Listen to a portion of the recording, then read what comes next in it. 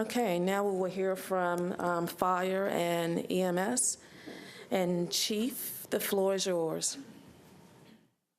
And thank you, and good evening, Madam Chairwoman, and honorable members of the Budget and Finance and the listening audience. Thank you for your time this evening. And always, it's good to see you.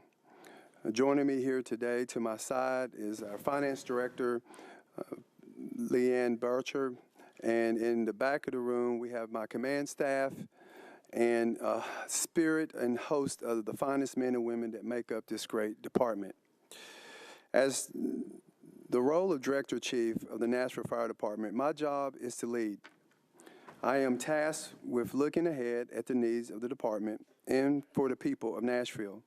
I am blessed to have a talented group of leadership in my command, from my command staff down. That includes our assistant chiefs, district chiefs, and our captains, which encompasses fire, EMS, and our fire marshal office.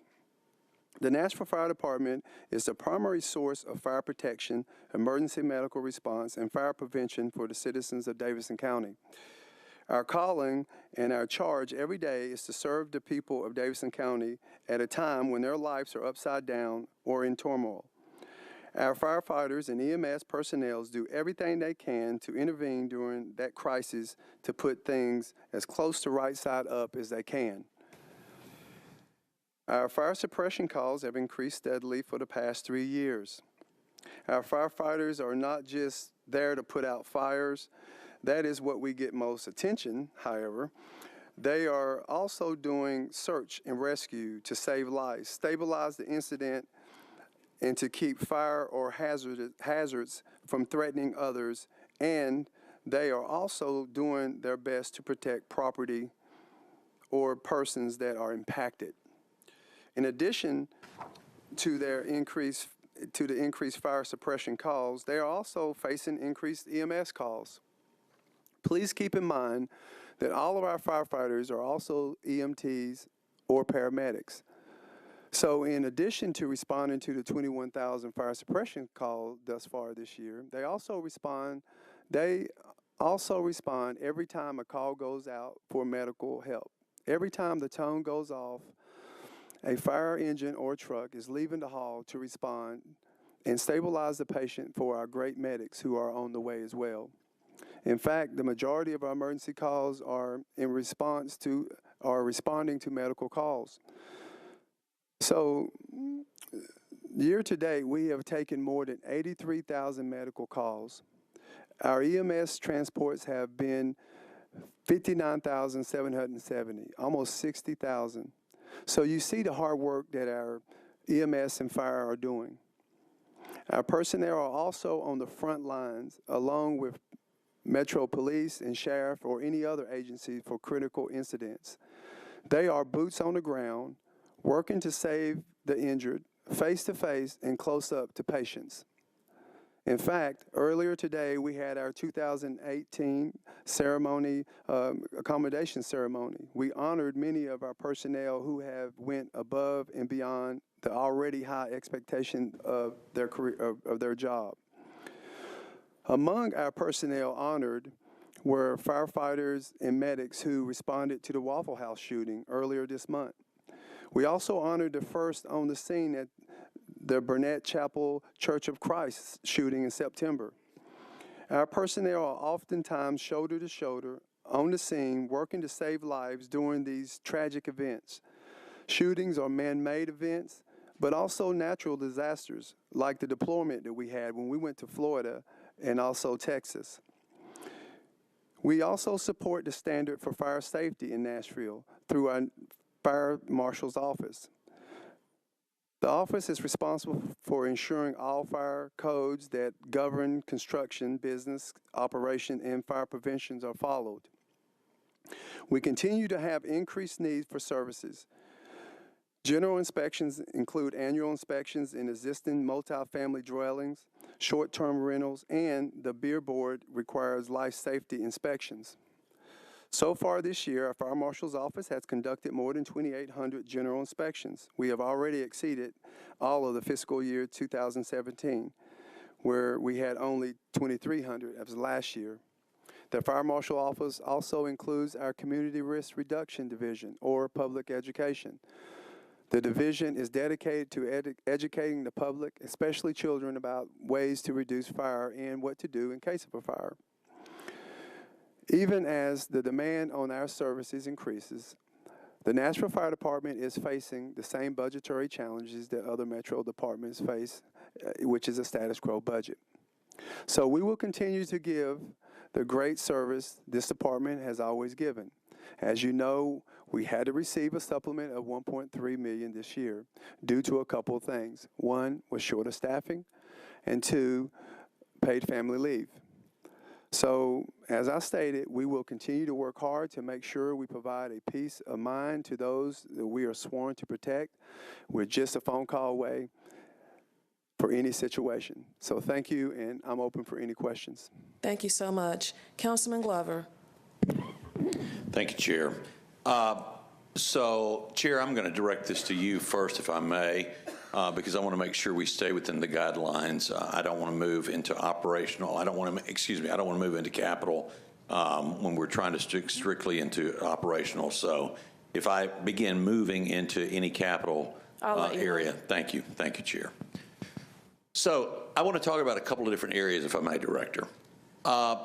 Today, how many engines, so it was, back in January, February, when you had a ladder truck that you guys were sitting on a bunch of ice, it went down and it went out of commission, you lost it. If you lost 3 engines today, do we have enough in reserve in order to, and are we staying on top of the repairs and everything with the equipment in order to actually accommodate the needs of the city of Nashville? This will be your one capital question, Councilman Glover. Well, is this, no, it is capital, but it's also, if we're talking about repairs. Go ahead, Commander. Okay. Chief. See, I was about to call him the wrong title, Mike. Go ahead, Chief. You're fine. Well, basically, the Office of Fleet Management and Fire Department Logistics, we worked hard to try to create programs that sort of help us with the situation that you're asking about. And currently, the shortfall that we may fall is more with the trucks versus the engines. But we do have, as far as our reserve units, currently, we have 55 engines, and we have 16 that are in reserve. And as far as our aerial apparatus or trucks, we have 17 aerial trucks, and we have 5 that are in reserve. So the problem is that to operate on our apparatuses, it takes special training because, again, when we have an issue, we give to fleet, and I know they do their due diligence to try to work hard to get this equipment back to us as soon as they can. But they would have to explain maybe the shortfalls that they have with mechanics, and I know they worked hard to outsource or use a third party to help us, Neely Coble and then Cumberland, to help speed up the process when we have something break down to get it back in service. And then I know Cumberland shut their doors, and I think now there's what's the name of the new company that's trying to open up with it? EVS is trying to open up, I think, a shop on Dickerson Road maybe in the next couple of weeks, but we still got to get a contract with them. So it's just a tough situation, but we're doing everything possible to make sure if a piece of equipment go down that we have one in reserve and get it back out into the fleet. Okay. And I believe the truck that we replaced came out of the 4% funds, didn't it? Yes, it did. Yeah, okay, so that is operational. Yes. All right. I see where you're going with the council. Yeah. So that's why I want to make sure I stay in the proper vein here. Leanne, can you give us an idea, what is the cost of the family leave? What has that done to the overall budget for the fire department, please? Year to date through April 30th, we've spent over $650,000 in overtime directly related to paid family leave. We're in a unique situation starting in May where we now have new employees that are utilizing the benefit of paid family leave who do not have accruals. So we will now be paying their regular pay where they would have been in a leave without pay status, and we will also have to pay overtime for the backfill as well. And do you have an estimate of what that's going to end up being? For the current year, I'm estimating $1 million. And that No, includes 650, it's a million total, not the 650. $1 million total for Okay. the current fiscal year at the end of June. But next fiscal year, we expect that to increase. And then, Director, also, you came to this council, gosh, maybe 3-4 months ago. Time kind of melts on us. And when we originally were talking about the budget, and you were saying you needed, if I remember correctly, about 67 additional members on the suppression. side. Okay. I don't remember how many on the EMT side. Was it 13? It was,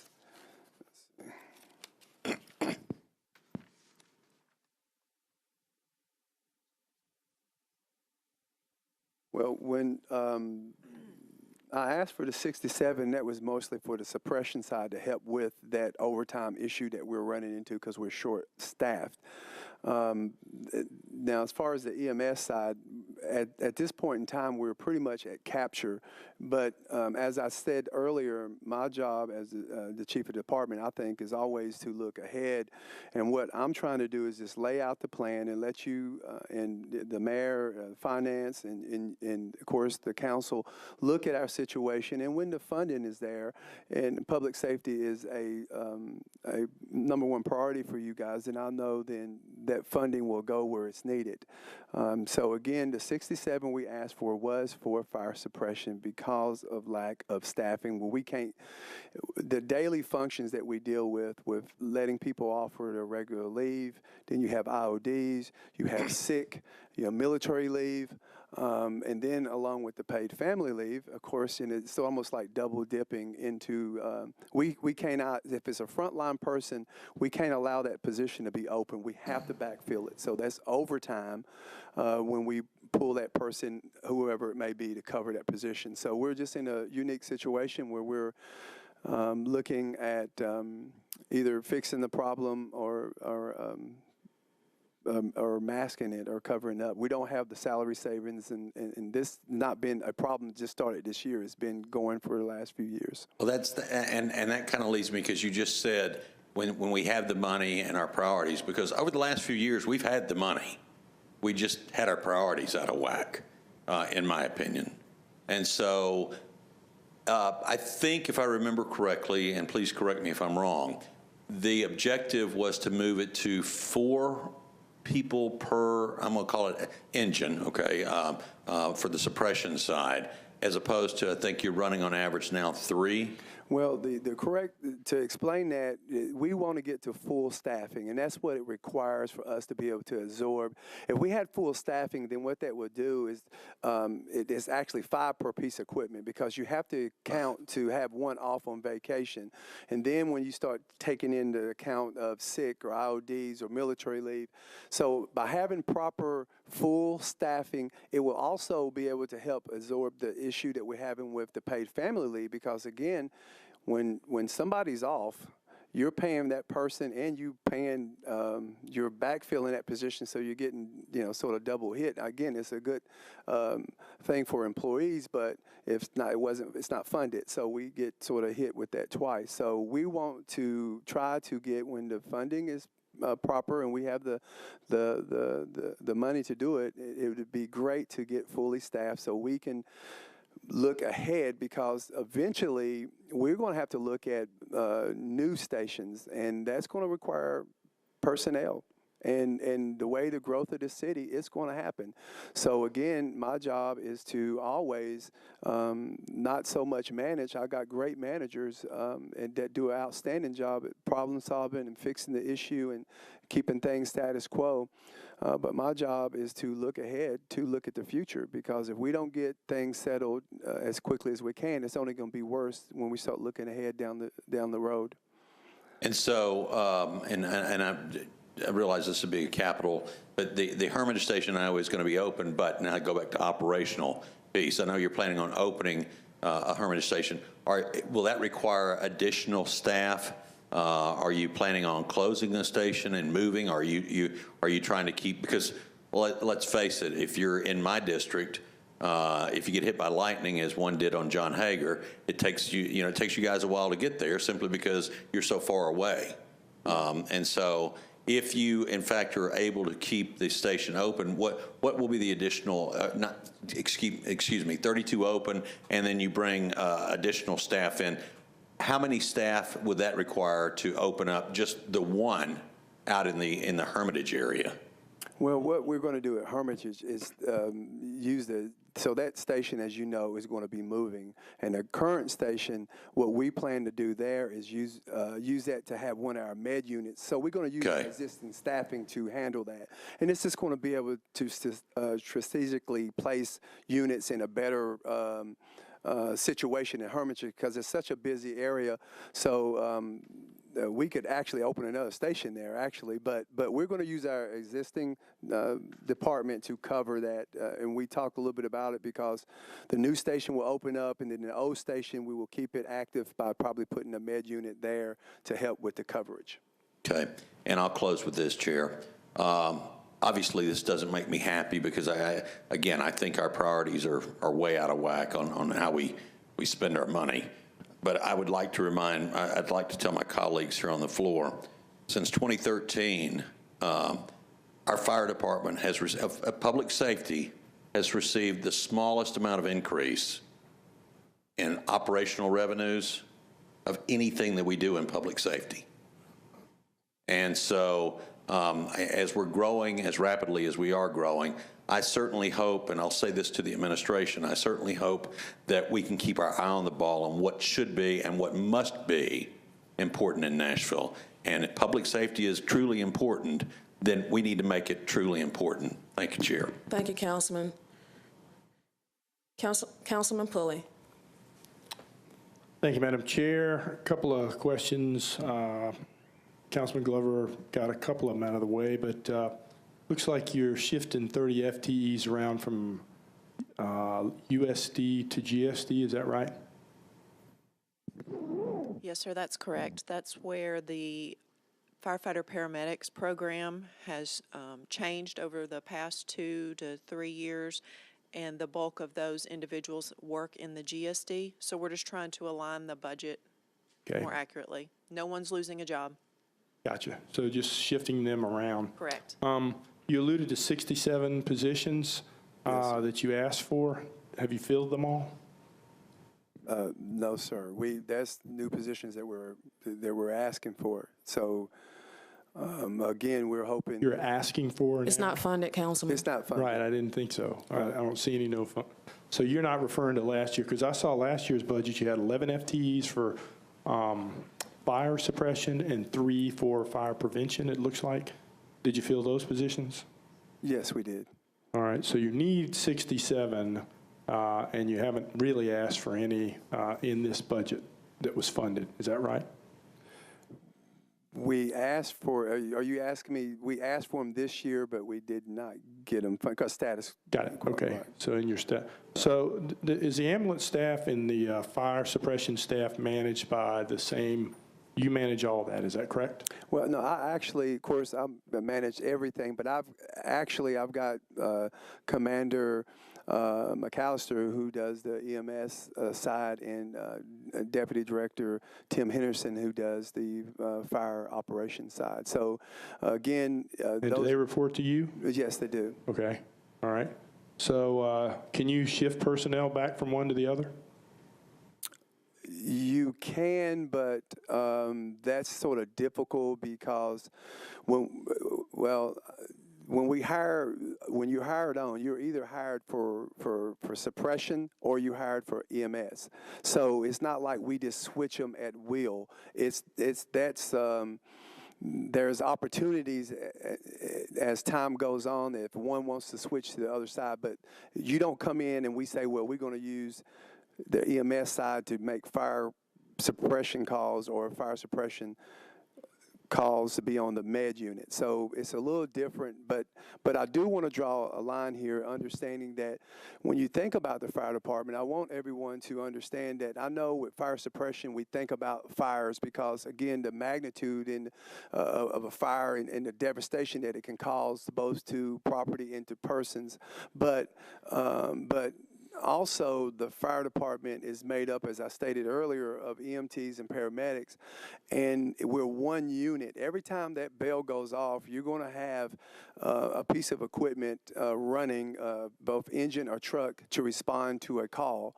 But the EMS and fire division is separate. Historically, has that been done, the shifting of personnel from fire suppression to EMS? Well, we did have what we called a RAP program that we, I think, implemented. We used that for what, 3 years? Was it 3 years? It was a pilot program that we used, and what we did, we tried to do like some of the other departments made that sort of utilize this program, where you'll have a group of individuals, and for 6 months they will ride on EMS side, and then we'll switch them to fire side. So excuse me, I misspoke earlier. So we did have that RAP program for 3 years, but it caused so much problems when it starts talking about seniority and time that we had to dissolve it because it just wasn't a good fit for our department.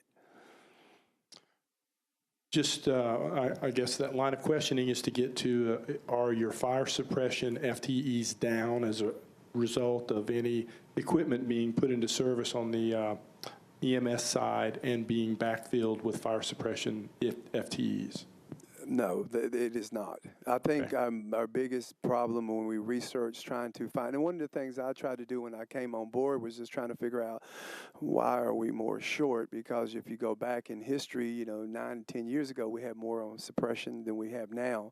And some of that came from, I think, during the recession years, some positions were taken from suppression side, but EMS side was given positions in it to build EMS up, which we need that, of course, but I think suppression side has just been forgotten about, and now we're at a critical point where we're going to have to give attention to that side, to suppression, in order to be able to continue to do business like we have been.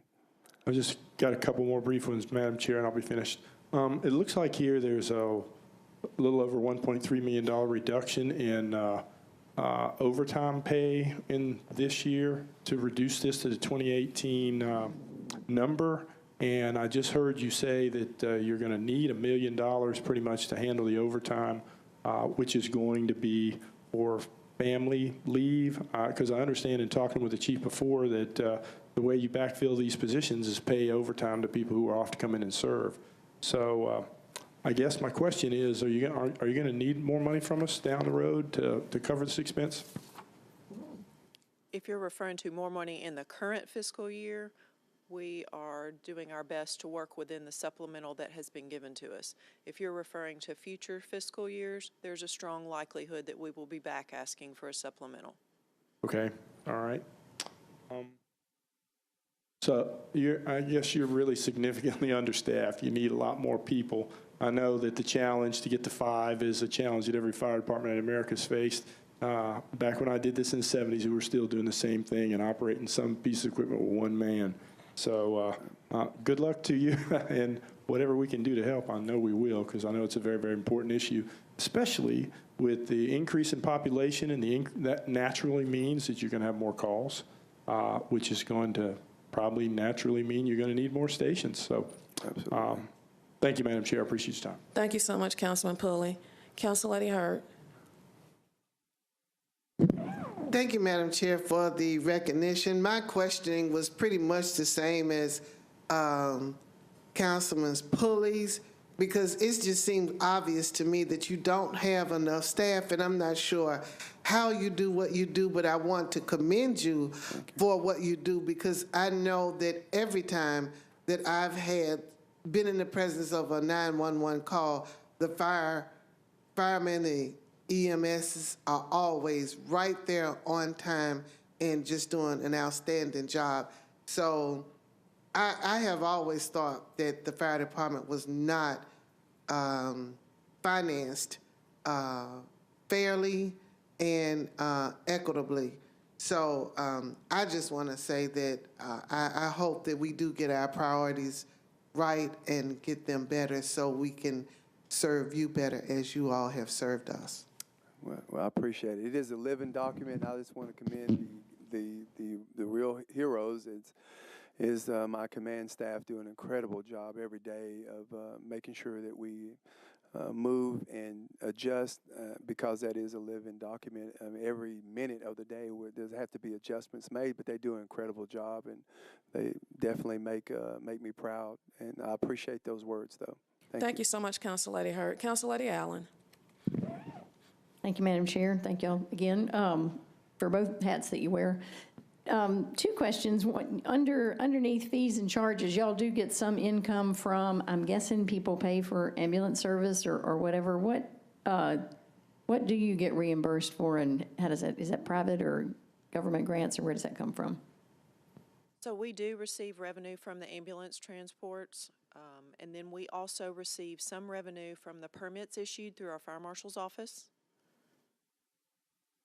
And who sets those fees? Are they looked at and adjusted from time to time? Yes, ma'am, and the council sets those fees. We do. Yes. So maybe, do we know that they're current? The ambulance, I can't remember the year in which the ambulance fees were last updated. It's $650 base transport, $13 per loaded mile. Okay. But yes, ma'am. Great, thank you. That may be something to look at. And then secondly, just to sort of follow back up on the overtime question, if we knew that we were going to have to give you something around $1 million in the future and we just gave it to you now, would it be possible to create, and I'll just show you how little I know about firefighting, so just laugh at me and then answer my question nicely, if you will. Would it be possible to create 5 positions or whatever $1 million would pay for, to as floats even, so that you could have 5 people at the ready to go wherever you're short-staffed? I mean, as opposed to having the 5 you need for every piece of equipment, because you just sort of have them ready to fill in that spot and not put people in the position of having to work overtime. Well, we actually, from the last fiscal year, we brought in 61 recruits. And we actually have a recruit class that we have that's going on now. The problem here is attrition rate is another issue that we have to keep trying to capture. So it takes at least about 20 personnel before we can have a recruit class. So the problem here is, again, it's like we're always behind. And one of the things that I'm hoping that we can do in the future, again, when the funding is there, is, again, get fully staffed. And then when we lose, because right now our attrition rate normally average 30 to 35 personnel a year. But as the year to date, I think, Leanne, correct me if I'm wrong, we're 50, is that 51 or? 50 as of this year, and it comes in spurts. Mostly, the problem is we got 267 personnel that are eligible for retirement, and out of that 267, we have about 90 some that are 60 plus. So at any given moment, we're just at a point where we're going to have to really pay close attention to the Nashville Fire Department and our staffing. Okay, thank you. You made your case well. Thank you. Thank you so much, Council Lady Allen. Council Lady Henderson. Thank you, Chair Vercher. Captain Swan, as it relates to attrition, I apologize. You said 61 recruits last year. How many recruits are in your current class right now? I think we have, it's either 33 or 34 that we have currently, and they'll graduate sometime in August. Okay, so as far as from a funding perspective, when you've got that recruit class coming through, they're secure in moving into a job that Absolutely, you've aligned. yes. Yeah, the only thing would stop them is themselves. Okay, understood. And then, so you said typical attrition, 30 to 35 a year. This year, you're down 50. 267 eligible for retirement, and how many individuals over 60, you just said? I apologize, but I missed it. It's 94 is the exact number. Okay, so do you attribute the increasing attrition to the age of your Yes. Okay. Thank you. And then I also had a question back in the area of charges, commissions, and fees. In addition to ambulance transports, you mentioned, I guess, just basic fire permitting, like, so you open a new building or a new hotel or something of that effect. Can you address what the fees are in that space? The permits are if you wish to have a tent for a special event, and there are certain size restrictions on that. There are tents if you wish to use the liquid propane gas and cook outside and have a function. Excuse me. There are pyro permits if you're going to shoot fireworks off, whether it's indoors or outdoors.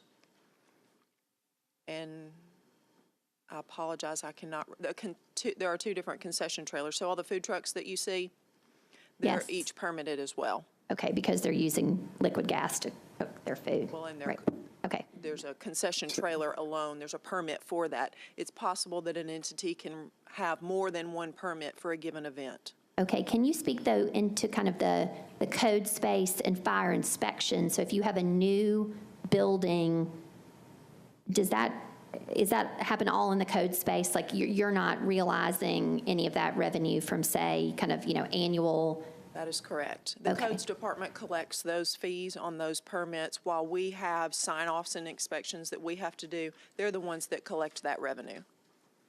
Okay, so question then for, as we are growing as a city, more high-rise hotels and so forth, obviously when, they get their building permits and build as they will, and you all are rather the folks in codes that are fire safety inspectors, make sure that that building is fire safe and so forth. What, just from a kind of an annual perspective, are they required to do? And is that a fee or a permit of some sort that happen? I mean, so we just built this building, but then what happens on an annual basis for us to establish the fact that they are indeed fire safe, that their sprinklers work and they're doing everything they're supposed to do?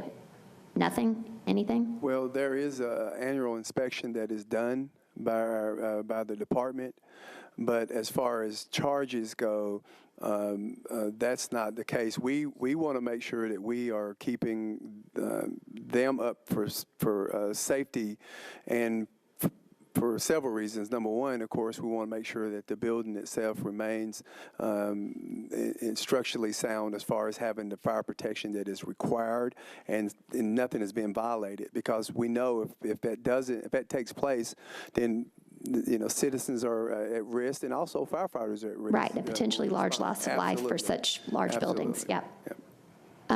So can you speak to then, I guess it just surprises me that we don't charge them anything for that annual inspection. I mean, I know there's a greater community good in that regard, but that's quite quite a service that we're offering to them as a building or an operator, a high-rise, a major hotel in that regard, that, our Metro staff are going in there to affirm the safety of that building. That surprises me that that's not an annual fee or charge. Right. Well, if you would, I would like to get back with you on that too, to get more of a definite answer. Okay. Because I don't want to misspeak, but I do know we do these inspections and they are done, but unless codes do something separately, and I'm not that versed with that, so I apologize. But Okay. as far as the suppression as far as the fire department goes, that's not the case. We don't deal with that as far as charges,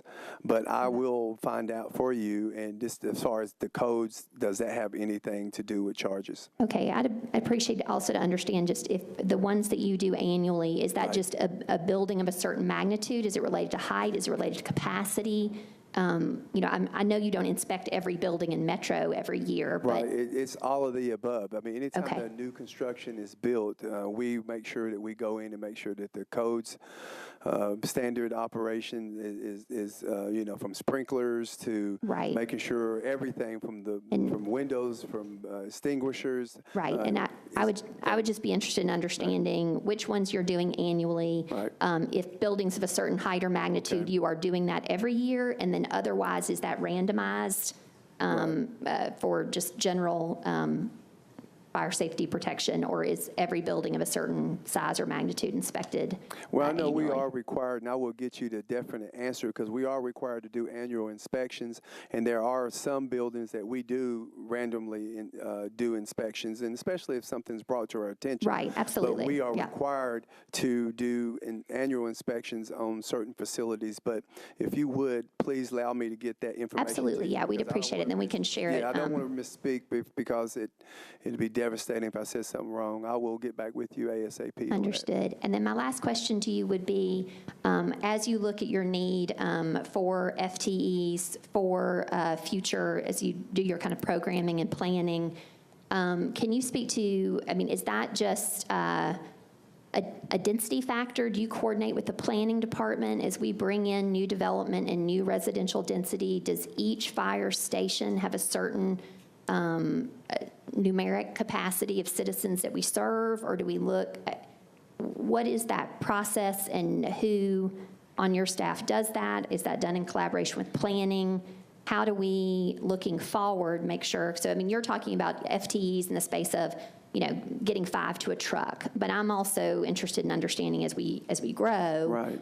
Is that an annual process that we have to affirm that this fire station is serving this radius, or can you speak to that? Well, yes. Well, basically, what we do, we use, and we actually got a person that's going to help us with our data. We actually hired this person because that's one of the things that we use.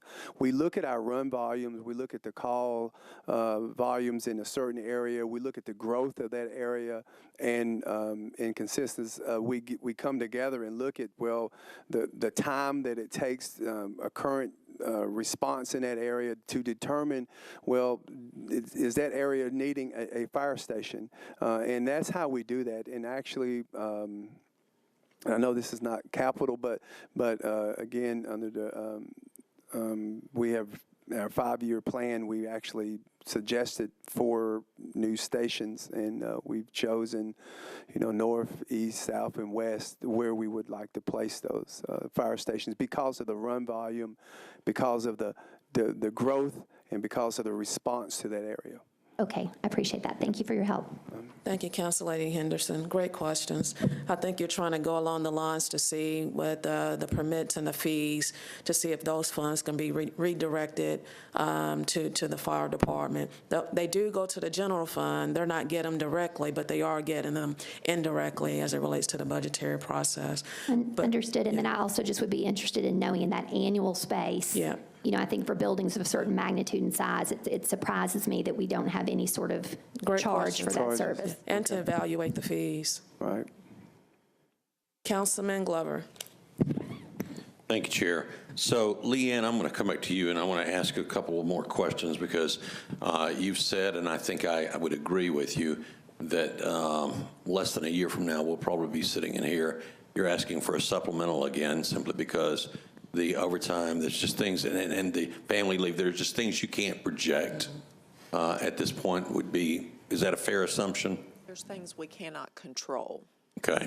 Control, project, yeah, okay. As Chief Swan said, it takes 3 people to operate an apparatus, but in order to have 3 people there on a given day, that means we need to staff with a minimum of 5. Okay. Because with the generous leave balances and benefits that we're allowed to have here as government employees, there are going to be people off for vacation, sick, bereavement, or various types of leave. Okay. So, and Chair, you may have just answered this part of the question. We actually see a reduction of $1.3 million as far as your operating budget. So it's not status quo. We're actually going backwards. So let's be clear on that. And I'm not criticizing the way you've said it. I'm saying this is not a status quo budget, number one. Number two, if we go to the charges, commissions, and fees, you're anticipating a $2.7 million increase in charges, commission, and fees. I'm on page F32-1. So from 6.2 million to 8.9 million. Would that be due to additional ambulance runs? I'm assuming this is for where you pay X number of dollars for this or that. Okay, and then other government and agencies, you're showing not quite a $2 million increase there, but very, very close to it. where does that money, where is that being originated and That's coming from the ambulance transports as well. We're increasing our revenue for the ambulance transports across all areas. You know, we receive money from Medicare and Medicaid. We also receive it from commercial payers and private pay as well. Okay, so That's just are you, across so are those you two increasing the amount that's charged per trip? No, sir. Okay. We're leaving the fees the same. Those were established by council. We're not asking to increase. So you're just anticipating that many more trips? Part of it comes from anticipating more trips. Part of it comes from improved collections and monitoring the payer mix. Okay, so here's where I'm going with the question.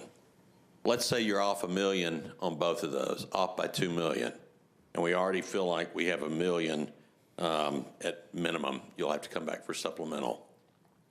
And maybe this is a finance question for the finance department. Is that money going to be taken directly out of their budget, or is it a general fund where those $2 million we fall short?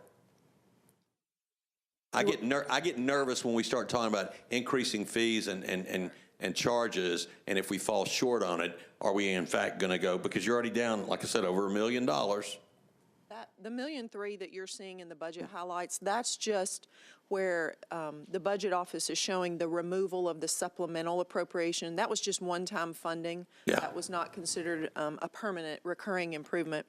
And any revenue we collect, it goes directly into the general fund. It does not come straight to the fire department directly. Right. So if we fall short, then that just depletes the general fund's revenue that they collect. And not trying to be sarcastic, I knew the answer to that, but I think it's important for people to understand, if we're in a tight budget year like we are right now, that this affects more than just your department. And I will also argue that the one point that you are being budgeted less by over $1 million, because you've already told us, and I think everybody sitting on the floor already probably agrees with you, that you're going to have it, simply because there's not really going to be anything that's changing. You still have the same number of staff. You're not adding additional personnel. So that piece is, I hate to say it, in my book, that's going to be a given, simply because we didn't accommodate for it. So I just felt like that's important, but I just wanted to confirm where the additional charges may be generated from. Thank you, Chair. Thank you so much, Councilman Glover. Council Lady Karen Johnson. Y'all bear with me. I'm a little tired today. I got out of a neighborhood meeting 10:30 last night, so myself and both Mr. Jameson, we're up here. We're dragging a little bit, so just be patient with us. I know past hearings we're moving right along, but we're a little tired today. Well, we would have never Nevertheless, known Council that. Lady Johnson. We would have never known that our Navy veteran with that strong military presence. But anyway, you're doing an excellent job, Madam Chair. Chief, thank you. I want to start that out first and foremost for all of the incredible work you and your department does. We appreciate you. I want to give a shout out to Local 140 because they work with council members every council meeting, and we appreciate each and every fireman out there and the work that you do. My question goes back to what Councilman Pooley had asked earlier about the equipment. I want to make sure that I understand that although you may want 5 people per equipment, currently the requirement is at least 4. Am I correct? Well, minimum staffing is 3 per piece, meaning before we can operate that piece of equipment and before it can respond to any call, you have to have a minimum of 3 persons on that piece of equipment. And currently we're running where it's 3 and 4 on some pieces of equipment. So we're at our minimum staffing is where we're at as far as functioning as a department. But the ideal functioning is we full really need to staff. have 4 people. 5. Okay. Yeah, 5. But at minimum right now, we definitely need 4 instead of 3. Right. Well, and because some, like our special units, like hazmat and our high angle, our trench, these units you have to have 4 with because of the nature of what they do. But on average, yes, we're minimal staffing at 3 per piece of equipment. And in order for us to function, to absorb all our other problems, we are requiring to go to full staffing, which will be 5 on each piece of equipment. I know it sounds a little confusing because basically when you have 5 on a piece of equipment, again, due to having to allow somebody off of vacation and other, like it's paid off vacation, sick, or IODs, or military leave, you're always going to reduce that number down 1. So again, optimal number would be 5. And right now, we're just running with the bare minimum of 3 and sometimes 4. Okay, going back to the family medical leave, can you safely say that over the last 3 to 5 years that the number of requests are still consistent in terms of requests to take FMLA?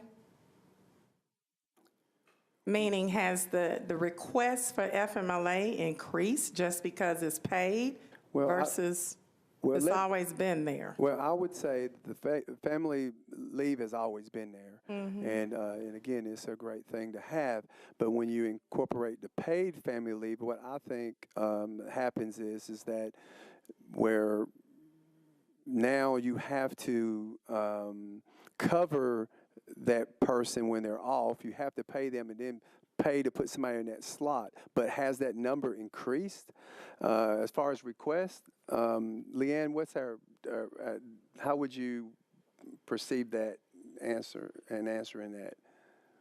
What we have seen increase is the number days. of days off that people are taking Right. because they're not having to use their accrued leave. They're being given 30 free days to be off. Well, like on the federal level, they limit the number of paid leave days that you're offered. So maybe that's what we need to look at, because paid leave, you don't have to offer that under the federal statute.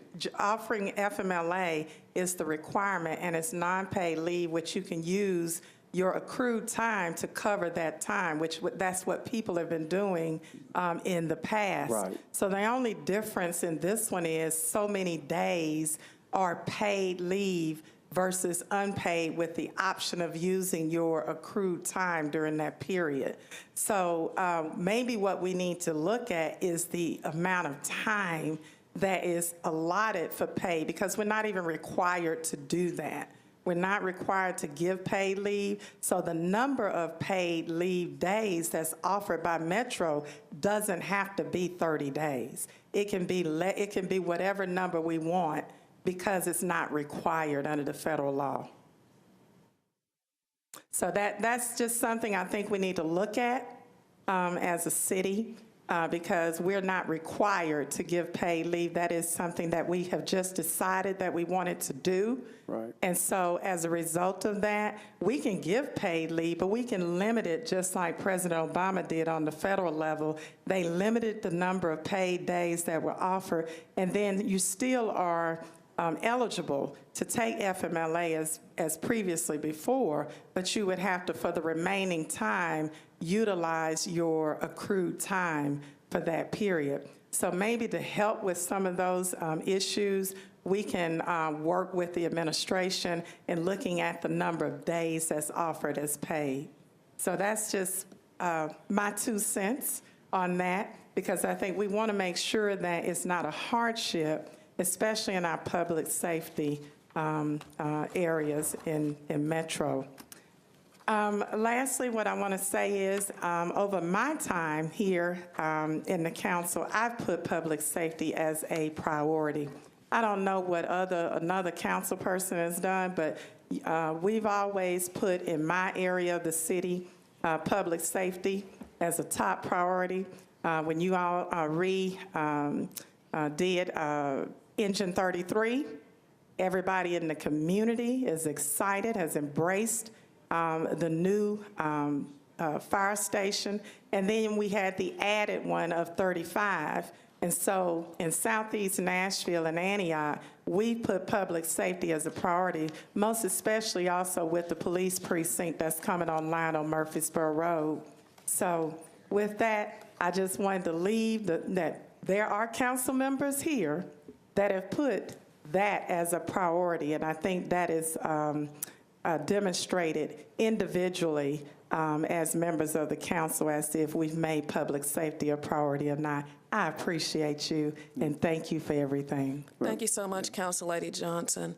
Chief, that concludes your budget hearing. Seeing no other council members seeking recognition, thank you so much, and all that serve our firemen, our first responders, and the service that you provide for the city.